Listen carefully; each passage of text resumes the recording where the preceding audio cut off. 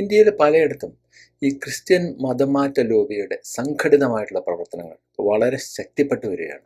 പലയിടത്തു നിന്നും നമ്മൾ വാർത്തകൾ കേൾക്കുന്നുണ്ട്. ഇപ്പോൾ കേരളത്തിൽ തന്നെയാണെങ്കിലും തീരപ്രദേശങ്ങളിലും കേരളത്തോട് ചേർന്ന് കിടക്കുന്ന തമിഴ്നാടിൻ്റെ നാഗർകോവിൽ, അതുപോലെ തൂത്തുക്കുടി, ഇങ്ങനെയുള്ള കന്യാകുമാരി, ഈ തീരപ്രദേശങ്ങളിലെല്ലാം ഇത് വളരെ ശക്തമാണ്. ക്രിസ്ത്യൻ ഈ മതം മാറ്റ കൺവേർഷൻ ലോബിയുടെ ഇവാഞ്ചലിക്കൽ പ്രവർത്തനങ്ങൾ വളരെ ശക്തമായിട്ട് പോവുകയാണ്. ഈ ഇവാഞ്ചലിക്കൽ പ്രവർത്തനങ്ങൾ എന്ന് പറയുമ്പോൾ ദൈവത്തിൻ്റെ സന്ദേശം കൊടുക്കുക, സുവിശേഷം പ്രചരിപ്പിക്കുക, ഇത് മാത്രമല്ലല്ലോ. ഇതിൻ്റെ എല്ലാം ലക്ഷ്യം മനുഷ്യരെ മതം മാറ്റുക എന്നുള്ളത് തന്നെയാണ്. കഴിഞ്ഞ ഒരു എപ്പിസോഡിൽ ഞാൻ പറഞ്ഞതുപോലെ മദർ തെരേസയുടെ കാര്യം നമ്മളെല്ലാം വളരെ ബഹുമാനത്തോടു കൂടി അവർ ചെയ്ത പ്രവർത്തികളെക്കുറിച്ചൊക്കെ പറയുമ്പോൾ പോലും അവരുടെ ആത്യന്തികമായ ലക്ഷ്യം മതം മാറ്റുക എന്നുള്ളതായിരുന്നു. മദർ തെരേസ ഈ ആളുകളിലേക്ക് സമാധാനവും സുഖവും ശാന്തിയും എല്ലാം മരിക്കാറായ മനുഷ്യരിലേക്ക് എത്തിക്കുമ്പോൾ മരിക്കാറായ മനുഷ്യർക്ക് പോലും, അതായത് ഒരല്പം ശ്വാസം മാത്രമേ ബാക്കിയുള്ളൂ, എഴുന്നേറ്റ് നടക്കാനൊന്നും പറ്റാത്ത തീരെ കിടപ്പായിപ്പോയ മരിക്കാറായ മനുഷ്യരിൽ പോലും അവരെ മതം മാറ്റിയതിനു ശേഷമാണ് അങ്ങേ ലോകത്തേക്ക് പറഞ്ഞു വിടുന്നത്. അവസാനമായിട്ട് അവരെ മതം മാറ്റി ക്രിസ്ത്യാനിയാക്കിയതിനു ശേഷം മരിക്കാൻ പോകുന്ന ആളെ വരെ ക്രിസ്ത്യാനിയാക്കുന്ന പരിപാടിയായിരുന്നു മദർ തെരേസയുടെ. അപ്പോൾ അങ്ങനെ മതം മാറ്റമായിരുന്നു ഇതിൻ്റെ ലക്ഷ്യം എന്നുള്ള കാര്യം, ഈ മിഷനറി പ്രവർത്തനങ്ങളുടെ ലക്ഷ്യം എന്നുള്ള കാര്യം വളരെ കൃത്യമായിട്ട് നമുക്ക് എല്ലാവർക്കും അറിയാവുന്ന കാര്യമാണ്. പക്ഷേ മതേതരത്വം എന്നുള്ള ഒരു വലിയ ഒരു ഈ കത്രികപ്പൂട്ട് എന്നൊക്കെ പറയില്ലേ, ആ പൂട്ടിൽ പെട്ട് കിടക്കുന്നതുകൊണ്ട് പലർക്കും ഈ സത്യമൊക്കെ പറയണമെന്നുണ്ട്. പക്ഷെ അവർക്ക് പറയാൻ സാധിക്കുന്നില്ല. ഞാനിപ്പോൾ മതേതരവാദിയല്ല, മതേതരനല്ല എന്ന് ഞാൻ പ്രഖ്യാപിച്ചിട്ടുള്ളത് കൊണ്ട് എനിക്കിതൊന്നും പറയാൻ എനിക്ക് മടിക്കേണ്ട കാര്യമില്ല. മതേതര പട്ടം നഷ്ടപ്പെടുമോ എന്നുള്ള ഭയം എനിക്കില്ല. അപ്പോൾ ഇത് വളരെ ഇപ്പോൾ കുറച്ചു കാലം മുമ്പ്, എനിക്ക് തോന്നുന്നു 2018 2019 വലിയ വിവാദമുണ്ടായ, പിന്നീട് അത് കെട്ടടങ്ങി, ഒരു പ്രശ്നമുണ്ടായിരുന്നു. പത്തനംതിട്ട MP കോൺഗ്രസ്സുകാരൻ ആന്റോ ആന്റണിയുടെ ഭാര്യ വളരെ പച്ചയ്ക്ക് അവരൊരു ഒളിമറയുമില്ലാതെയാണ് പറഞ്ഞത്, ഈ ഇന്ത്യ മുഴുവൻ ക്രിസ്തുമതം പ്രചരിപ്പിക്കുക എന്നുള്ളതാണ് നമ്മളുടെ ഉദ്ദേശം. അല്ലെങ്കിൽ കർത്താവ് അപ്പച്ചൻ, അവർ പറഞ്ഞ കർത്താവ് അപ്പച്ചൻ നമ്മളോട് പറഞ്ഞിരിക്കുന്നത് എൻ്റെ സന്ദേശങ്ങൾ, അതായത് ഈ ദൈവവചനങ്ങൾ ലോകം മുഴുവൻ എത്തിക്കുക എന്നുള്ളതാണ്. ഭൂമിയുടെ അങ്ങേയറ്റം വരെ പോയി ആളുകളെ മതം മാറ്റുക എന്നുള്ളതാണ് കർത്താവ് അപ്പച്ചൻ ഏൽപ്പിച്ച് പറഞ്ഞു വിട്ടിരിക്കുന്നതെന്നാണ് പറയുന്നത്. അപ്പോൾ ഒരു നോക്കൂ, ഭരണഘടന തൊട്ട് സത്യപ്രതിജ്ഞ ചെയ്ത ഒരു MP-യുടെ ആളുകളോട് യാതൊരു ഭേദഭാവമില്ലാതെ പെരുമാറിക്കൊള്ളാം എന്ന് പറഞ്ഞിരിക്കുന്ന ഒരു MP-യുടെ സ്വന്തം വീട്ടിലാണ് മതം മാറ്റ മാഫിയ പ്രവർത്തിക്കുന്നതെന്നുള്ളത് നമ്മൾ കണ്ട കാര്യമാണ്. പക്ഷേ കേരളത്തിൻ്റെ മതേതരത്വം എന്നൊരു ഇതുള്ളത് കൊണ്ട് മാത്രമല്ല, ഈ രാഷ്ട്രീയത്തിൻ്റെ അതിപ്രസരമുള്ളതുകൊണ്ട് ആളുകൾക്ക് ഇതൊന്നും സ്വന്തം നിലനിൽപ്പ് പോലും അല്ലെങ്കിൽ സ്വന്തം സംസ്കാരം പോലും പ്രശ്നമല്ല. അതിനെല്ലാം മുകളിൽ രാഷ്ട്രീയവും അല്ലെങ്കിൽ അവിടെ നിന്ന് കിട്ടുന്ന എന്തെങ്കിലുമൊക്കെ നക്കാപ്പിച്ചകളോ പ്രതിഫലമോ ഒക്കെ ആയിരിക്കും എന്നുള്ളത് കൊണ്ട് ആളുകൾ ഇതിനെക്കുറിച്ച്, പല കോൺഗ്രസ്സുകാരും ഇതിനെക്കുറിച്ച് മിണ്ടുന്നില്ല. അവർക്കെല്ലാം അറിയാവുന്ന കാര്യമാണ്. ആന്റോ ആന്റണിയും ഭാര്യയും എല്ലാം ഒന്നാം തരം പെന്തക്കോസ്റ്റൽ ചർച്ചിൻ്റെ ആളുകളെന്ന് വെച്ചാൽ ഇവാഞ്ചലിസ്റ്റ് ആണ്. ഇവാഞ്ചലിസ്റ്റ് എന്ന് പറഞ്ഞാൽ അവരുടെ ജോലി ആളെ കൊന്നിട്ടാണെങ്കിലും അവനെ മതം മാറ്റുക എന്നുള്ളതാണ് അവരുടെ ലക്ഷ്യം. അപ്പോൾ ഇങ്ങനെയുള്ള അതിതീവ്രമായിട്ടുള്ള മതം മാറ്റ പ്രവർത്തനങ്ങൾ പലയിടത്തും നടക്കുന്നുണ്ട്. ഞാനിത് ഇപ്പോൾ പറയാനുള്ള ഒരു കാരണം, നോക്കൂ, കർണാടകത്തിൽ നിന്ന് വരുന്ന ഒരു വാർത്തയാണ്. കർണാടകത്തിലെ നമ്മൾ കൂർഗ് എന്ന് പറയില്ല, കുടക് എന്ന് പറയുന്ന പ്രദേശത്ത് മടിക്കേരി ജില്ലയിലെ ഹെരൂർ എന്നാണ്. ഈ ഹെരൂർ എന്ന് പറയുന്ന ഒരു ഗ്രാമമാണ്. ആ ഗ്രാമത്തിൽ ഒരു ട്രൈബൽ കോളനി, ആദിവാസികൾ താമസിക്കുന്ന ഒരു പ്രദേശം, ഒരു ട്രൈബൽ കോളനി. ആ ട്രൈബൽ കോളനിയിൽ കുറച്ച് കാലമായിട്ട് സംശയാസ്പദമായിട്ടുള്ള പ്രവർത്തനങ്ങൾ നടത്തുന്നു. അതായത് വലിയ വാനിനകത്ത് ആളുകൾ സ്ഥിരമായിട്ട് മറ്റ് സ്ഥലങ്ങളിൽ നിന്നൊക്കെ വരുന്നു. എന്തൊക്കെയോ 2-3 ദിവസം അവിടെ അവർ ചില പ്രവർത്തനങ്ങളെല്ലാം നടത്തുന്നു, ചില പ്രാർത്ഥനകളെല്ലാം നടത്തുന്നു. അവരത് കഴിഞ്ഞ് തിരിച്ചു പോകുന്നു. വീണ്ടും കുറച്ച് കഴിയുമ്പോൾ കൂടുതൽ ആളുകൾ വരുന്നു. വീണ്ടും അവർ 2-3 ദിവസം അവിടെ എല്ലാം ചുറ്റിപ്പറ്റി നടക്കുന്നു, വീണ്ടും പോകുന്നു. അങ്ങനെ ഇപ്പോൾ ഈ സ്ഥലത്തുള്ള പ്രദേശവാസികളായിട്ടുള്ള ആദിവാസികളാണ്, ട്രൈബൽസാണ്. ഇങ്ങനെയുള്ള ആളുകൾക്ക് സംശയം തോന്നി. ഇപ്പോൾ കഴിഞ്ഞ ദിവസം തമിഴ്നാട്ടിൽ നിന്ന് ഒരു വലിയൊരു സംഘം, ഒരു ഭജന സംഘം അവിടെ എത്തുന്നു. അവിടെ വന്നു കഴിഞ്ഞപ്പോൾ ഇവരുടെ പ്രവർത്തനം എന്താണെന്ന് ഈ നാട്ടിലെ ആളുകൾ പരിശോധിച്ചു കഴിഞ്ഞപ്പോൾ അവിടെ ക്രിസ്തുമത ആചാരപ്രകാരമുള്ള പ്രാർത്ഥനയും, അവിടെ ഒരു പഴയ ഒരു വീട്, അതൊരു വീടായിരുന്നാണ് പറഞ്ഞത്, ആ വീട് ഏറ്റെടുത്തിട്ട് അതിനെ ഒരു പള്ളിയാക്കി മാറ്റാനുള്ള ശ്രമങ്ങൾ നടക്കുകയായിരുന്നു. പക്ഷേ ഇത് പള്ളിയാക്കുന്നതിന് മുമ്പായിട്ടുള്ള ഉദ്ഘാടന ചടങ്ങാണ് ഈ കഴിഞ്ഞ ദിവസം നടന്നത്. അപ്പോഴാണ് നാട്ടുകാർ ഇവരെ കൈയോടെ പൊക്കുന്നത്. ഈ ടൈംസ് ഓഫ് ഇന്ത്യ ഇതിനകത്ത് റിപ്പോർട്ട് ചെയ്യുന്നത് എന്താണെന്ന് വെച്ച് കഴിഞ്ഞാൽ, ഈ ആളുകൾ ഇതിൻ്റെ പേരിൽ വലിയ ഒബ്ജക്ഷൻ, വലിയ രീതിയിലുള്ള എതിർപ്പുകൾ ഉയർത്തി. അവരുടെ ഗ്രാമത്തിൽ ഇങ്ങനെ പുറത്തു നിന്ന് ധാരാളം ആളുകൾ വരികയും അവിടെ ഈ മതം മാറ്റ മാഫിയ പ്രവർത്തിക്കുന്നതിന് ഭാഗമായിട്ടൊരു പള്ളി നിർമ്മിക്കുകയൊക്കെ ചെയ്യുക എന്ന് പറയുമ്പോൾ പുറത്തു നിന്നുള്ള കടന്നുകയറ്റം, അധിനിവേശം അത് ഞങ്ങളുടെ നാട്ടിൽ പറ്റില്ല. കാരണം എന്താണെന്ന് വെച്ചാൽ ഇത് ട്രൈബൽ പോപ്പുലേഷനാണ്, ഇത് ആദിവാസി സമൂഹമാണ്. അപ്പോൾ അവരുടെ സംസ്കാരത്തെ അട്ടിമറിക്കാനുള്ള ഗൂഢമായിട്ടുള്ള ലക്ഷ്യമാണെന്ന് അവർക്ക് മനസ്സിലായി. അങ്ങനെയാണ് അവർ പ്രശ്നമുണ്ടാക്കുന്നത്. പോലീസിൽ കംപ്ലൈൻറ്റ് ചെയ്യുന്നതിന് മുമ്പായിട്ട് പഞ്ചായത്തിൽ ഇവർ പരാതിപ്പെടുന്നു. പഞ്ചായത്തിൻ്റെ അഡ്മിനിസ്ട്രേറ്റീവ് ഓഫീസർ, ഇദ്ദേഹത്തിൻ്റെ പേര് ശ്രീകാന്ത് എന്നാണ്, അതുപോലെ പഞ്ചായത്ത് ഡെവലപ്മെൻറ്റ് ഓഫീസർ, ഇവരെല്ലാം സ്ഥലത്തെത്തുന്നു. എന്നിട്ട് അന്വേഷിക്കുന്നു. ആ അന്വേഷണത്തിൽ ഇവർ കണ്ടെത്തുന്നത് എന്താണെന്നറിയാവോ? ഈ പരിപാടി നടക്കുന്നു എന്ന് പറയുന്ന സ്ഥലം, അതായത് ഈ ക്രിസ്ത്യാനികൾ വന്നിട്ട് ഈ പ്രാർത്ഥനയെല്ലാം നടത്തുന്നു എന്ന് പറയുന്ന സ്ഥലം ഒരു റെസിഡൻഷ്യൽ ബിൽഡിംഗ് ആയിരുന്നു. അതായത് ആളുകൾ താമസിച്ചിരുന്ന, കുറേ കാലം മുമ്പ് ആളുകൾ താമസിച്ചിരുന്ന ഒരു ബിൽഡിംഗ് ആയിരുന്നു. പക്ഷേ അതിന് പെർമിറ്റ് ഇല്ല.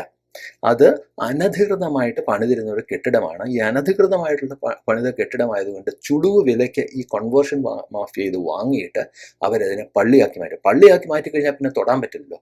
പള്ളിയാക്കി മാറ്റിക്കഴിഞ്ഞാൽ പിന്നെ അനധികൃതമെല്ലാം അധികൃതമായിട്ട് മാറും അല്ലേ, പിന്നെ ഒരു സർക്കാരിനും തൊടാൻ പറ്റില്ല. കുരിശന്തു പിഴച്ചു എന്ന് നമ്മുടെ പഴയ ക്യാപ്റ്റൻ പറഞ്ഞ ഓർമ്മയുണ്ടല്ലോ.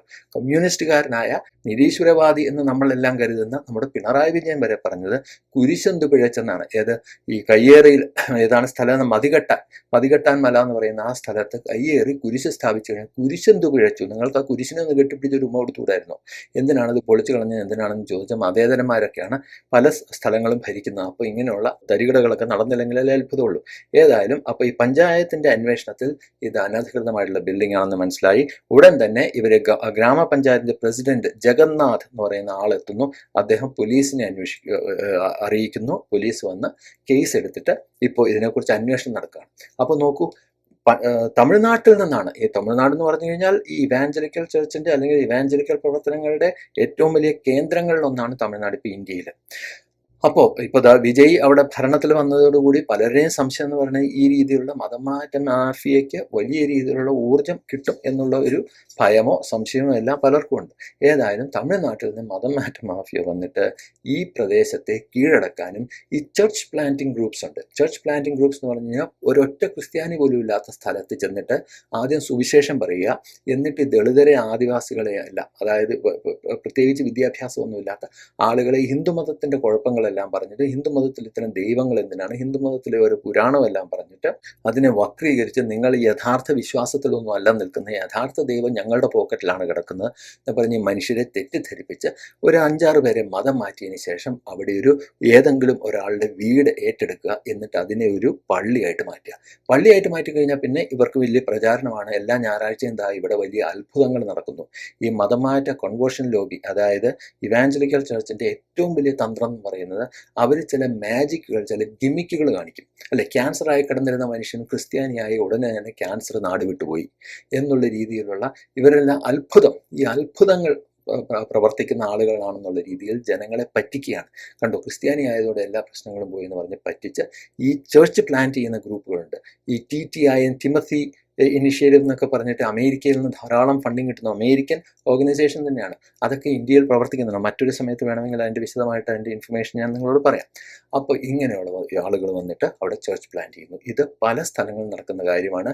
നോർത്ത് ഈസ്റ്റ് ഇന്ത്യ, അതായത് വടക്ക് കിഴക്കൻ ഇന്ത്യ എങ്ങനെയാണ് ഇപ്പോൾ പൂർണ്ണമായിട്ടും മതം മാറ്റപ്പെട്ടിട്ടുള്ളത് എന്നുള്ളത്. അവിടെ ഇവാഞ്ചലിക്കൽ ചർച്ച് പ്രവർത്തിക്കുന്നത് ഒരു മാഫിയ ആയിട്ടാണ്. അവിടെ നിയമമല്ല അവരുടെ കയ്യിലാണ്. BJPക്ക് പോലും അവരെ തടയാൻ സാധിക്കില്ല. ആ രീതിയിൽ വളരെ ശക്തമായിട്ട് ഈ മതമാറ്റ മാഫിയ അവിടെ വലിയ ക്ലൗഡ് നേടിക്കഴിഞ്ഞു. അപ്പോൾ ഇങ്ങനെയുള്ള പല സ്ഥലങ്ങളിലും ഈ കൺവേർഷൻ മാഫിയ വളരെ ശക്തമായിട്ട് പ്രവർത്തിക്കുന്നുണ്ട്.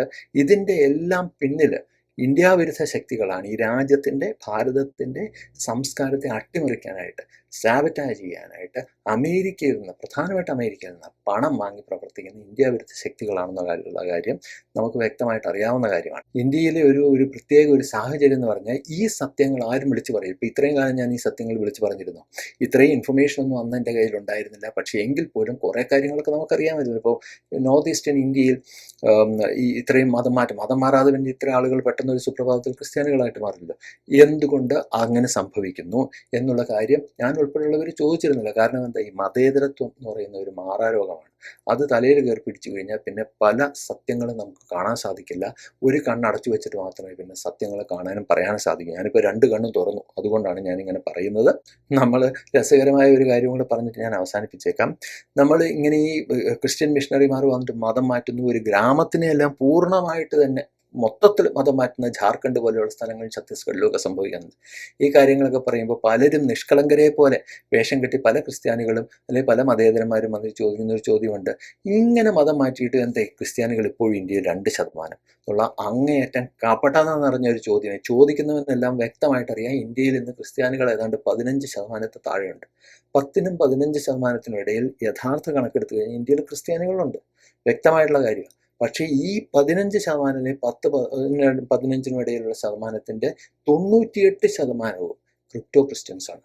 അതായത് രേഖകളിൽ അവരിപ്പോഴും ഹിന്ദുക്കളാണ്, രേഖകളിൽ അവരിപ്പോഴും ഹിന്ദുക്കളാണ്. കാരണം എന്താ?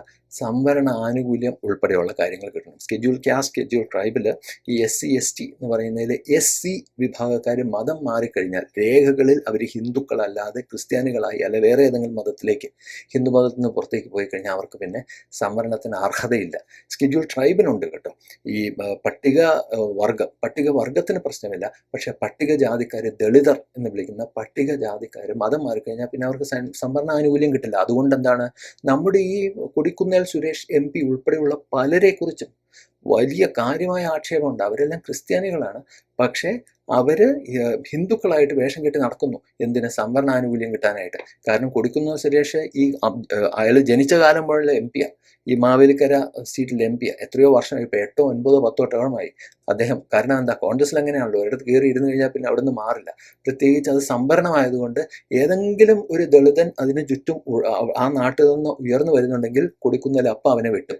കാരണം ഇയാൾക്ക് ചാവുന്നത് വരെ, കുഴിയിലേക്ക് പോകുന്നത് വരെ ഇരിക്കാനുള്ള കസേരയാണ് ഈ പത്തനംതിട്ട മാവേലിക്കരയിൽ, ക്ഷമിക്കണം, മാവേലിക്കര MP സ്ഥാനം എന്ന് പറയുന്നത്. പക്ഷേ അയാൾ ക്രിസ്ത്യാനിയാണ്. ക്രിസ്ത്യാനി ആയി കഴിഞ്ഞു കഴിഞ്ഞാൽ, ക്രിസ്ത്യാനിയാണെന്നുള്ള കാര്യം പുറത്തു വന്നു കഴിഞ്ഞാൽ ഇയാൾക്ക് പിന്നെ ഈ സംവരണ സീറ്റിൽ മത്സരിക്കാൻ സാധിക്കില്ല. കാരണം അയാൾ ഹിന്ദു അല്ല എന്നുള്ളത് വരും. പക്ഷേ ഇതെല്ലാം രേഖകൾ മാറ്റിയതാണെന്നൊക്കെ ഉള്ള ആക്ഷേപമുണ്ട് കേട്ടോ. കൊടിക്കുന്നിൽ സുരേഷ് ഞാൻ ഉദാഹരണമായിട്ട് പറഞ്ഞു വന്നതാണ്. ആന്ധ്രാപ്രദേശിലെ മുഖ്യമന്ത്രിയായിരുന്ന YS രാജശേഖര റെഡ്ഡി, കോൺഗ്രസ് നേതാവായിരുന്ന ഒന്നാം തരം ക്രിപ്റ്റോ ക്രിസ്ത്യനാണ്. അയാളൊരു ഇവാഞ്ചലിസ്റ്റാണ്. അയാളുടെ കുടുംബത്തിൽ അയാളുടെ മകളുടെ ഭർത്താവ്, അയാളുടെ പേര് ഞാൻ മറന്നുപോയി, അനിൽകുമാർ എന്ന് മറ്റാണെന്ന് തോന്നുന്നു, ബ്രദർ അനിൽകുമാർ ആണെന്ന് എനിക്ക് തോന്നുന്നു. അയാൾ വളരെ പ്രശസ്തനായിട്ടുള്ള പേര് കേട്ട സുവിശേഷ പ്രസംഗകനാണ്. അതായത് മുൻ മുഖ്യമന്ത്രി ഈ YSRന്റെ മകളുടെ ഭർത്താവ്, ജഗൻമോഹൻ റെഡ്ഡിയുടെ സഹോദരിയുടെ ഭർത്താവ്. ഇപ്പോൾ ജഗൻമോഹൻ റെഡ്ഡി എല്ലാം ഒഫീഷ്യലി മതം മാറി ക്രിസ്ത്യാനിയായിട്ടായിരിക്കും അവർ പക്ഷേ രേഖകളിൽ. കാരണം അല്ലെങ്കിൽ തിരഞ്ഞെടുപ്പിലൊക്കെ പ്രശ്നങ്ങളൊക്കെ വരുമല്ലോ, അവരുടെ സ്ഥാനമൊക്കെ അവസാനം കോടതിയിലൊക്കെ പോയി കഴിഞ്ഞാൽ പ്രശ്നമാവും. പക്ഷേ ഇതുപോലുള്ള കോടിക്കണക്കിന് ആളുകൾ, ഇവർ തന്നെ ഇവാഞ്ചലിസ്റ്റുകൾ മതം മാറ്റിക്കഴിഞ്ഞാൽ കോടിക്കണക്കിന് ആളുകൾ ഇപ്പോഴും, ക്രിസ്ത്യാനികൾ ഇപ്പോഴും ജീവിക്കുന്നത് ഇന്ത്യയിൽ ഹിന്ദുക്കളായി ജീവിക്കുന്നതെന്ന് പറഞ്ഞാൽ രേഖകളിൽ ഹിന്ദുക്കളായിട്ടാണ്. സംവരണാനുകൂല്യമെല്ലാം പിടിച്ചു വാങ്ങി അല്ലെങ്കിൽ നേടിയെടുത്ത് ജീവിക്കുന്നുണ്ട്. പക്ഷേ അവർ വിശ്വസിക്കുന്നത് ക്രിസ്തു മതത്തിലാണ് എന്നുള്ള കാര്യം വ്യക്തമാണ്. അപ്പോൾ ഈ രീതിയിൽ അവരുടെ മതവിശ്വാസം അനുസരിച്ചുള്ള സെൻസസ് എടുക്കാനായിട്ടുള്ള സംവിധാനങ്ങൾ വന്നു കഴിഞ്ഞാൽ തീർച്ചയായിട്ടും ഇന്ത്യയിലെ ക്രിസ്ത്യാനികളുടെ ജനസംഖ്യ എന്ന് പറയുന്നത് 10-നും 15-നും ഇടയിലായിരിക്കും. അതിൽ തെറ്റൊന്നും ഉണ്ടെന്നല്ല ഞാൻ പറയുന്നത്. പക്ഷേ ഈ തട്ടിപ്പ് കാണിച്ചുകൊണ്ട് ആനുകൂല്യങ്ങളെല്ലാം പിടിച്ചെടുക്കുകയും ഹിന്ദു മതത്തിനെ തള്ളിക്കളയുകയും ചെയ്യുന്ന ഈ തട്ടിപ്പ് അവസാനിപ്പിക്കണം. ഇവർക്ക് യേശുവിനോട്, നേരത്തെ പറഞ്ഞ പോലെ കർത്താവ് യേശുവിനോടാണ് ഇവർക്ക് സ്നേഹം എന്നുണ്ടെങ്കിൽ കർത്താവ് യേശുവിനെ തട്ടിപ്പ് അവസാനിപ്പിക്കൂ. യേശുക്രിസ്തു പറഞ്ഞിരിക്കുന്നത് എന്താ? നിങ്ങൾ തട്ടിപ്പ് അവസാനിപ്പിച്ചിട്ട് സ്നേഹത്തിൻ്റെ പാതയിലേക്ക് വരൂ, നന്മയുടെ സത്യത്തിൻ്റെ പാതയിലേക്ക് വരുന്നു. സത്യത്തിൻ്റെ വെളിച്ചമാണ് യേശു എന്നാണ് ഇവർ പറയുന്നത്. എന്നിട്ട് ആ യേശുവിലേക്ക്, സത്യത്തിൻ്റെ വെളിച്ചത്തിലേക്ക് പോകാനായിട്ട് ഇവർ അധർമ്മത്തിൻ്റെയും അസത്യത്തിൻ്റെയും ഇങ്ങനെയുള്ള കുറുക്കു വഴികൾ തേടുന്നു എന്നുള്ളതാണ് ഞാൻ പറയുന്നത്. ഏതായാലും അധികം ദീർഘിപ്പിക്കുന്നില്ല. അപ്പോൾ ഇങ്ങനെയുള്ള സംഭവങ്ങളെല്ലാം നമ്മുടെ ചുറ്റും നടക്കുന്നുണ്ടെന്നുള്ള കാര്യം ഈ സത്യം കണ്ണു തുറന്ന് കാണാനായിട്ട് താല്പര്യമില്ലാത്ത മതേതരന്മാർ ഒന്നുകൂടി ഓർമ്മിപ്പിക്കാൻ വേണ്ടിയാണ് ഞാനിത് പറഞ്ഞത്. Thank you. ജയ് ഹിന്ദ്.